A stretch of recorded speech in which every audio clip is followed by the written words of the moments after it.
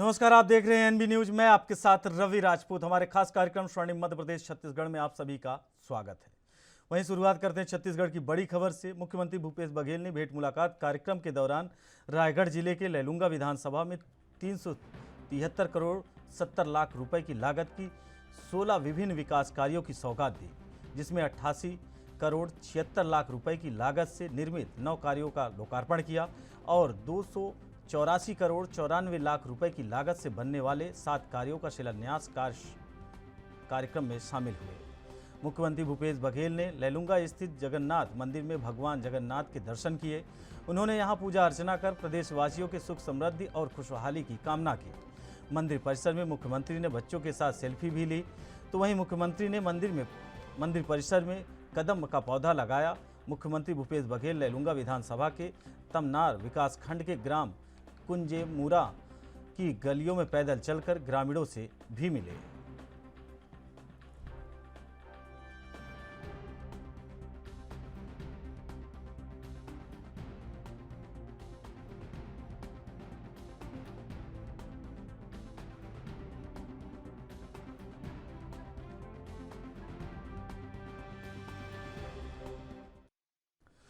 वहीं राष्ट्रीय स्वयंसेवक संघ के सरसंघचालक डॉक्टर मोहन भागवत के रायपुर के माता कौशल्या मंदिर पहुंचे, जहां उन्होंने चंदखुरी में श्रद्धा पूर्वक दर्शन किए। साथ में संघ के प्रांत संघचालक डॉक्टर पूर्णेंदु सक्सेना और महानगर संघचालक महेश बिड़ला भी उपस्थित थे। मंदिर में पहुंचने पर पुजारी तिलक लगाकर भागवत का स्वागत किया। मोहन भागवत ने कहा, यहाँ विधि विधान से माता कौशल्या और भगवान श्री राम के बाल रूप की पूजा अर्चना की। मंदिर दर्शन के बाद मोहन भागवत माना स्थित जैन मानस भवन लौट आए।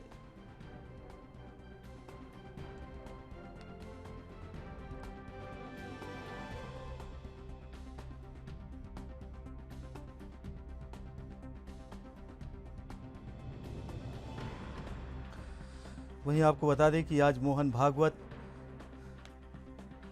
दौरे पे हैं और उनके साथ सरसंघचालक और महासचिव भी उनके साथ हैं। आपको बता दें कि मोहन भागवत ने स्वयं संचालक के सरसंघचालक डॉक्टर मोहन भागवत रायपुर के माता कौशल्या मंदिर पहुंचे, जहां उन्होंने चंदखुरी में श्रद्धा पूर्वक दर्शन किए। साथ में संघ के प्रांत संघचालक डॉक्टर पूर्णेंदु सक्सेना और महानगर संघचालक महेश बिड़ला भी उपस्थित थे। मंदिर में पहुंचने पर पुजारी ने तिलक लगाकर भागवत का स्वागत किया।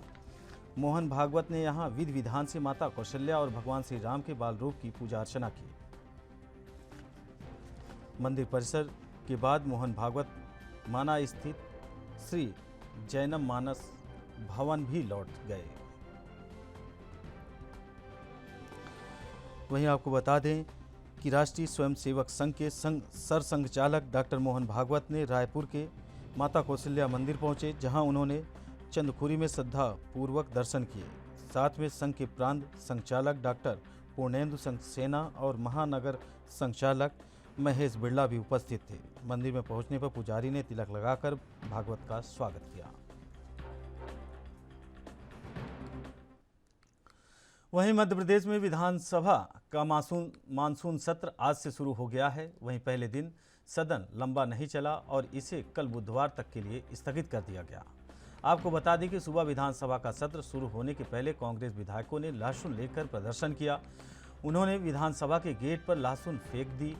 प्रदर्शन के दौरान कार्यकारी प्रदेश अध्यक्ष जीतू पटवारी, पूर्व कृषि मंत्री सचिन यादव और पूर्व मंत्री लखन यादव कुणाल चौधरी ने विधानसभा के बाहर लहसुन बिखेर दिया। वहीं पूर्व मंत्री यादव ने कहा कि किसानों को अपनी उपज सड़कों पर फेंकनी पड़ रही है, उसे 1 रुपये दाम मिल रहे हैं। किसानों के लिए चल रही योजनाओं को बंद किया जा रहा है। उन्होंने कहा कि विधायक तो खरीद रहे हैं, लेकिन किसान की उपज खरीदने की बात आती है तो लाचारी सामने आ जाती है।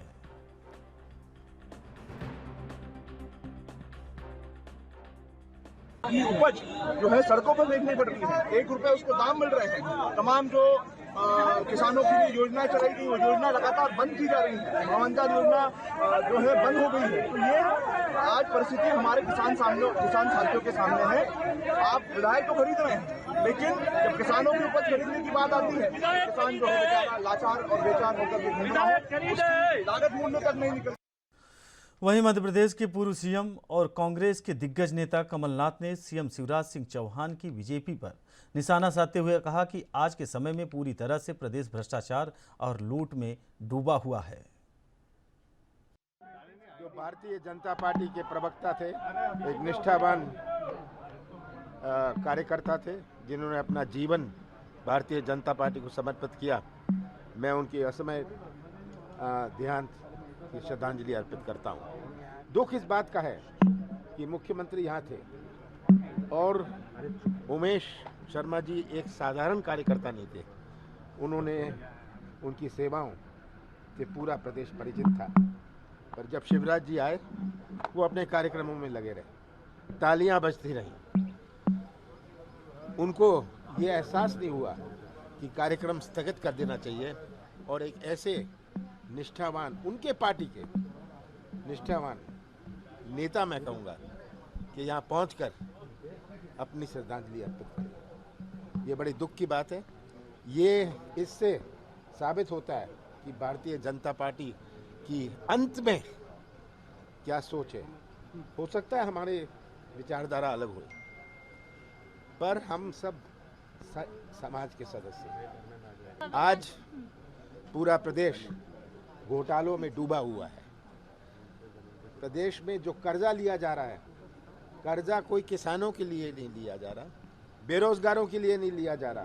कर्जा लिया जा रहा है कि बड़े बड़े ठेके दें, टेंडर निकालें और ठेके दे के जब एडवांस आएगा अपनी कमीशन ले लें।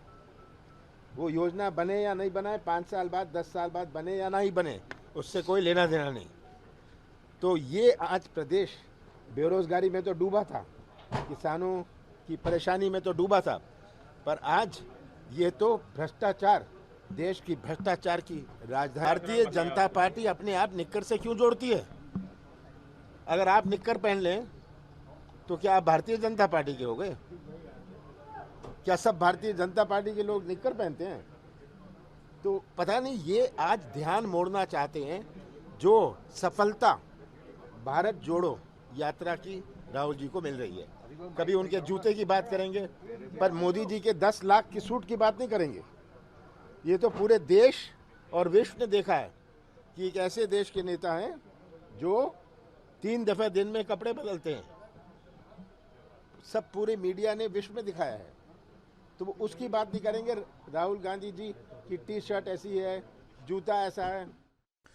वहीं मध्य प्रदेश में 2023 में होने वाले विधानसभा चुनाव के लिए अभी से सियासी विसात बिछाई जाने लगी है।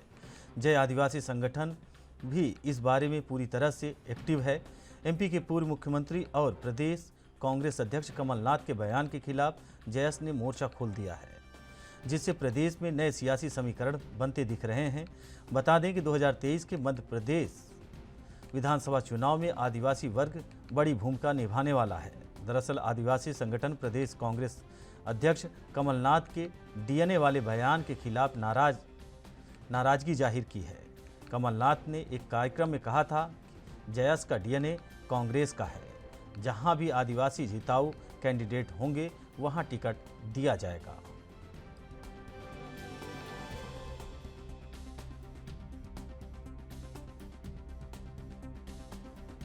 वहीं भारतीय जनता पार्टी के छत्तीसगढ़ प्रदेश कार्यकारिणी में एक बड़ी सर्जरी देखने को मिली है, जहां बीजेपी प्रदेश संगठन में पदाधिकारियों की सूची जारी की गई है।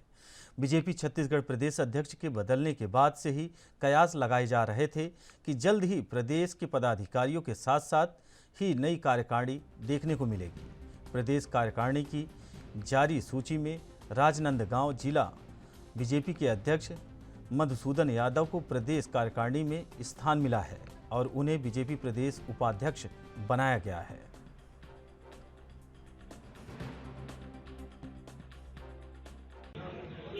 पहले तो मैं प्रदेश नेतृत्व को धन्यवाद देता हूं कि उन्होंने मुझे प्रदेश में उपाध्यक्ष का दायित्व दिया है और इस नाते जो भी जिम्मेदारी पार्टी तय करेगी उसको पूरी जवाबदेही के साथ हम लोग पूरा करेंगे।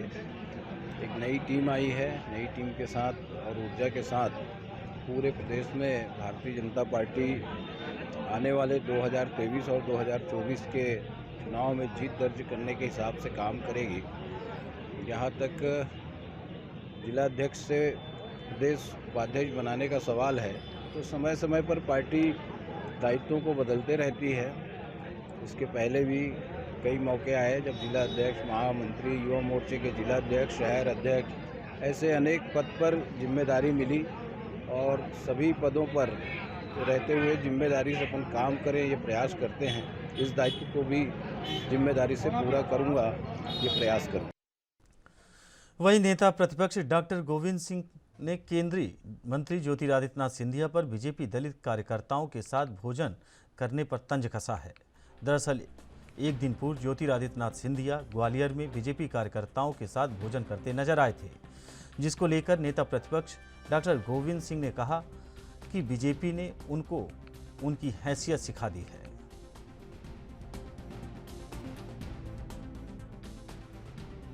कम से कम महल के से उतरकर गरीबों के बीच आए हैं। इनके इस बात के लिए मैं उनको धन्यवाद देते हैं और बधाई भी देते हैं। कम से कम सामंती चोला जो उतार दिया है, उस सामंती चोले को उतार कर जनता के बीच रहेंगे तो फिर उनको आम नागरिक की हैसियत से सम्मान मिलेगा। कांग्रेस पार्टी में सामंत बन के काम करते थे, अपने कार्यकर्ताओं को गुलाम की जगह उनका व्यवहार करते थे, लेकिन भारतीय जनता पार्टी ने उनकी हैसियत बता दी जो कांग्रेस नहीं है। इसके लिए हम मोदी को भी धन्यवाद देंगे कि कम से कम उन्होंने उनकी हैसियत बता दी कि तुम्हारा जगह गरीब और भिंड जिले के नया गांव थाना क्षेत्र के रामपुरा गांव में दबंगों के हौसले बुलंद है, जहां दबंग लोगों ने सरपंच के घर पर जान से मारने की नीयत से अंधाधुंध फायरिंग की। भिंड जिले में अभी हाल ही में पंचायत चुनाव संपन्न हुए थे। सरपंच के पति गया राम ने आरोप लगाते हुए बताया कि ईश्वरी रामपुरा पंचायत में उनकी पत्नी सुकांति देवी की जीत हुई थी। वहीं हार से बौखलाए और चुनावी रंजिश रखते हुए 3 आरोपियों ने वर्तमान सरपंच सुकांति पत्नी गया राम के घर जाने से मारने की नीयत से करीब 1 दर्जन राउंड फायरिंग की। थाना नया गांव क्षेत्र में दबंग लोगों ने बेखौफ होकर वारदात को अंजाम देकर मौके से फरार हो गए। वहीं परिजनों ने बेमुश्किल से अपनी जान बचाई।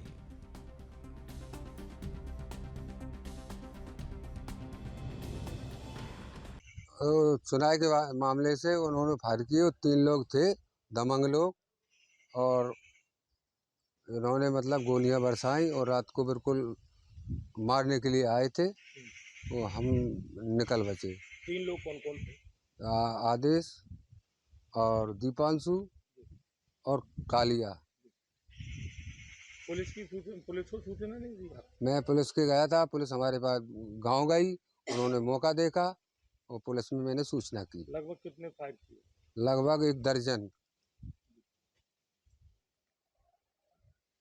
अभी मुलजिम पकड़े गए या नहीं पकड़े? अभी उसके मुलजिम के एक बाप पकड़ के आ गए, पिता। और दिया था सरपंच हैं रामपुरा के गयाराम जाटव। इनकी चुनावी रंजिश है आपस में। ईश्वरी का है, कालिया जाटव, 2 लड़के गांव के ही हैं। चुनावी रंजिश के चलते पार्टी बंदी रखते हैं, तो इनने अपने घर पर गोली चलाने संबंधी बात कही है। उसकी जांच की जा रही है, जांच करके FIR कर रहे हैं। अभी आरोपी पकड़े गए हैं या? आरोपी नहीं पकड़े गए हैं। आरोपी आदेश है जो उसके पिताजी को लाए पूछताछ के लिए, पूछताछ की जाए। वहीं भिंड कलेक्टर सतीश कुमार एस ने इन दिनों नज़रअंदाज में नजर आ रहे हैं। उन्होंने आज तहसील दिवस के मौके पर तहसील स्तर पर जन सुनवाई की, जिससे सराहना मिल रही है। वहीं जन सुनवाई के दौरान करीब 100 आवेदक उनके पास अपनी शिकायत लेकर पहुंचे, जिसमें असनेट पंचायत के रोजगार सहायक सचिव राघवेंद्र सिंह को आवास के बदले रिश्वत मांगने और PDA सेल्समैन वीरेंद्र त्यागी को राशन वितरण में धांधली के मामले में सस्पेंड कर दिया गया। वहीं मामले पर कलेक्टर सतीश कुमार एस ने कहा कि आगे भी तहसील स्तर पर जन सुनवाई जारी रहेगी ताकि लोगों को अपनी नज़दीक तहसील स्तर पर ही जन सुनवाई का लाभ मिल सके।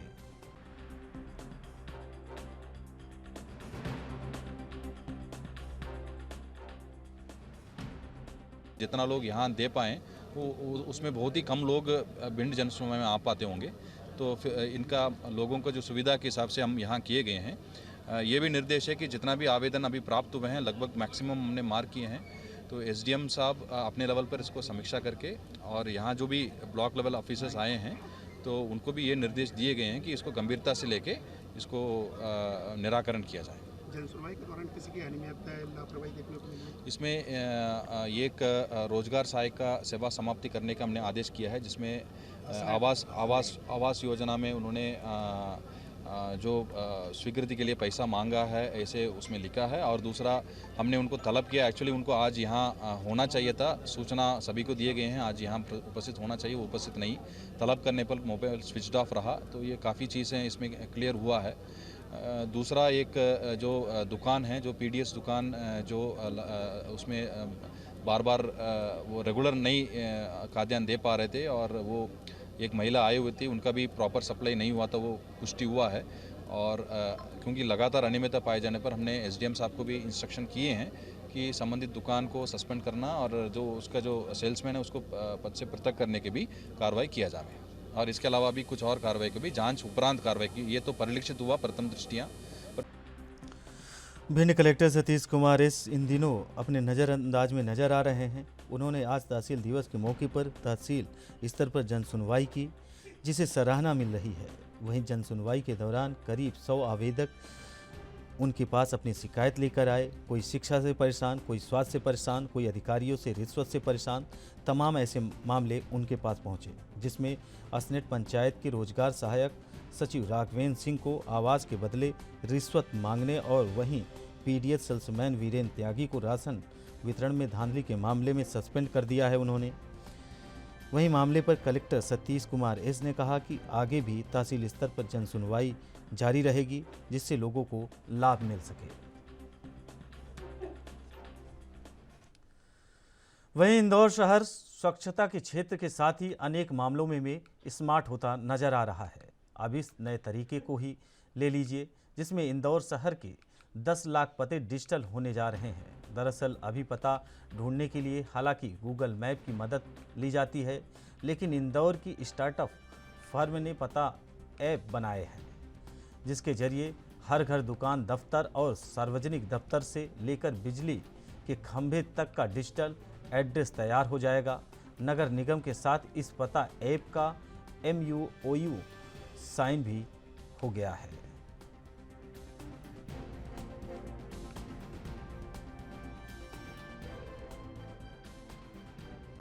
इंदौर स्मार्ट सिटी ने पता.com के साथ में एक MOU किया है। ये अपने यहाँ का ही एक स्टार्टअप है, जिसके माध्यम से ये सभी जो एड्रेसेस हैं उनको डिजिटल कर रहे हैं। और भी कई सारे फीचर्स हैं इस पता.com में, क्योंकि ये एक तरीके से PPP मॉडल बेस्ड MOU है, जिसमें नगर निगम को या स्मार्ट सिटी को किसी भी तरीके की कोई राशि नहीं खर्च करनी और नगर निगम के सभी पते डिजिटल हो जाएंगे। अब पतों तक पहुंचना आसान हो जाएगा, क्योंकि इस ऐप में जो फाइनल डेटाबेस बनेगा, इसमें संबंधित घरों के या संबंधित एस्टैब्लिशमेंट के फ़ोटो भी रहेंगे। कई बार होता है कि लोग घर के सामने आके फ़ोन करते हैं कि अब हम यहाँ पहुँच गए, अब कहाँ आना है।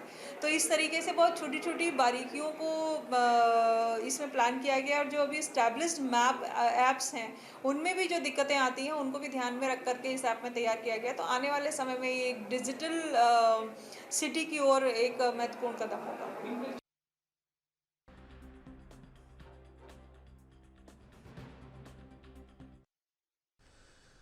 वहीं एमपी के इंदौर में शहर के 21 वर्षीय युवक वैज्ञानिक ओम त्रिवेदी को कैलिफोर्निया में बन रही विश्व की सबसे बड़ी वेधशाला कॉस्मिक एक्सप्लोरर में काम करने के लिए चुना गया है।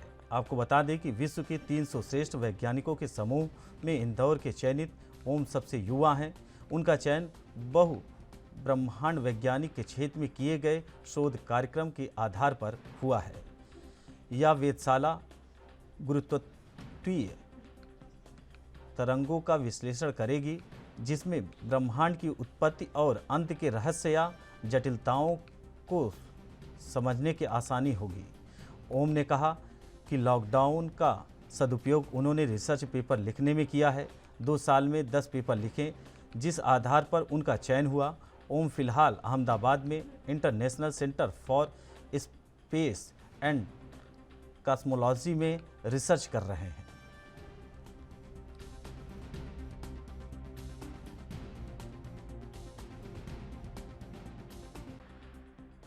कोरोना काल आया तो उस टाइम पे मैं कम्प्लीटली इस प्रकार से फोकस हो गया था कि मुझे ज़्यादा से ज़्यादा कॉस्मोलॉजी में रिसर्च करनी है। तो मैंने उस टाइम पे 10 पेपर लिखे थे और मुझे उन पेपर्स को बहुत सारी कॉन्फ्रेंसेस में प्रेजेंट करने का भी मौका मिला, बहुत सारे रिसर्चर्स से भी बात करने का मौका मिला और उन सब चीज़ों के ही बलबूते पे आज मैं कॉस्मिक एक्सप्लोरर टीम का एक पार्ट बन चुका हूँ। वहीं मध्य प्रदेश में बीजेपी युवा मोर्चा के द्वारा वृहद वृक्षारोपण अभियान का शुभारंभ कर दिया गया है। इसी सिलसिले में रीवा जिले में भी बीजेपी युवा मोर्चा के द्वारा हरा भरा मध्य प्रदेश अभियान के तहत वृक्षारोपण का कार्यक्रम किया गया। रीवा के अनुसूचित जाति बालक छात्रावास हनुमना में मऊगंज विधायक और युवा मोर्चा मंडल अध्यक्ष अंकित कुमार मिश्र की अगुवाई में सैकड़ों कार्यकर्ताओं ने पौधारोपण कर इस अभियान की शुरुआत की। यह कार्यक्रम मध्य प्रदेश में युवा मोर्चा के द्वारा 11 सितंबर से 2 अक्टूबर महात्मा गांधी जयंती तक चलाया जाएगा।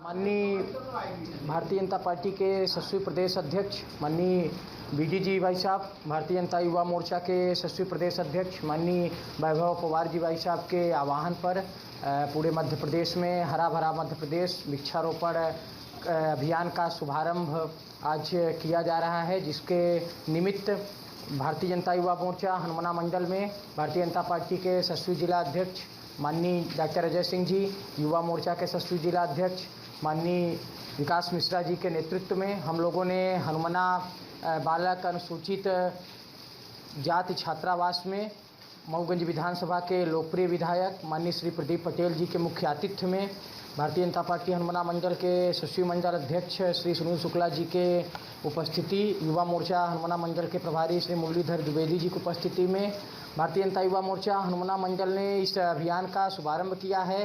ये कार्यक्रम हमारा जो है 11 सितंबर से 2 अक्टूबर तक बृहद वृक्षारोपण अभियान के रूप में चलेगा, जिसमें आज वरिष्ठ नेतागण, जिला के पदाधिकारीगण, भारतीय जनता पार्टी हनुमना मंडल के पदाधिकारीगण, युवा मोर्चा के मेरे सभी साथीगण, सब लोगों ने मिलकर इस अभियान का शुभारंभ किया है। पौधा लगाकर, कन्या पूजन करके, स्वामी विवेकानंद जी के चित्र पर पुष्प अर्पित करके इस अभियान का शुभारंभ किया गया है आज हनुमना में।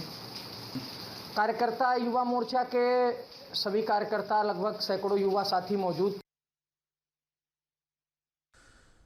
वहीं मध्य प्रदेश के रीवा में किशोरी का अपहरण कर उसको बेचने वाली महिला को पुलिस ने गिरफ्तार कर लिया है। पूछताछ में महिला ने अहम जानकारियां साझा की हैं, जिसके आधार पर आगे की जांच की जा रही है। मऊगंज से एक किशोरी का महिला ने अपहरण कर उसे अपने पति के साथ मिलकर दमोह जिले में बेच दिया था।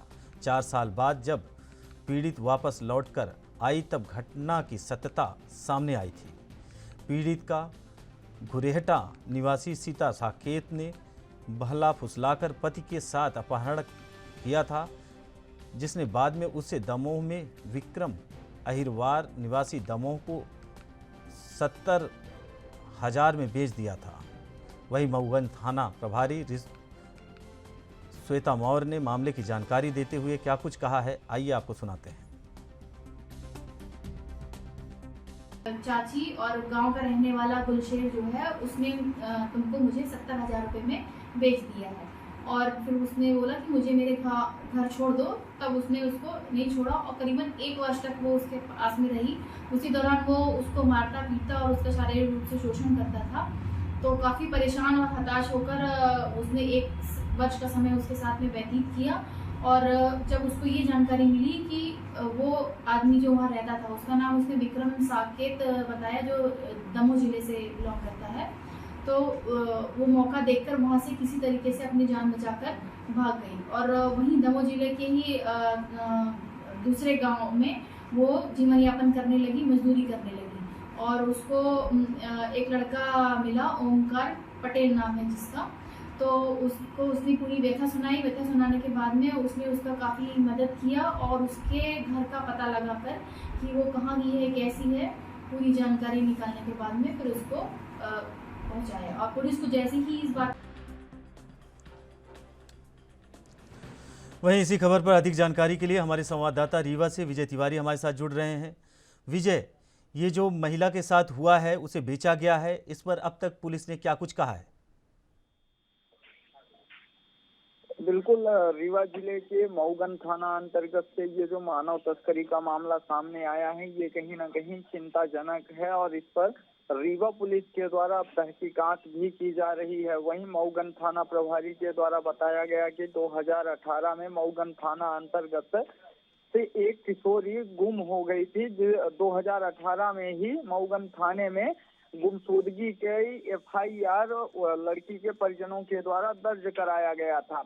वहीं मऊगंज पुलिस के द्वारा 2018 से ही तलाश जारी कर दी गई थी, लेकिन लड़की नहीं मिल पाई थी और आज 4 साल बाद लड़की अपने आप किसी तरह से जान बचाकर भागी और अपने घर आई। और जब अपने घर वापस आई, इसके बाद परिजनों के द्वारा मऊगन थाने ले जाया गया और वहां पर किशोरी का बयान लिया गया।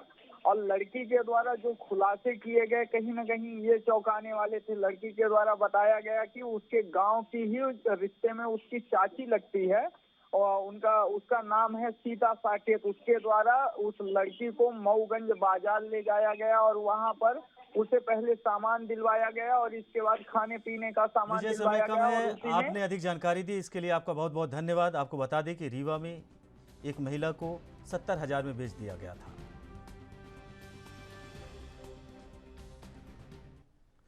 वहीं स्वर्णिम मध्य प्रदेश छत्तीसगढ़ में हमारे साथ इतना ही। बाकी खबरों से जुड़े रहने के लिए देखते रहिए ANB न्यूज। नमस्कार।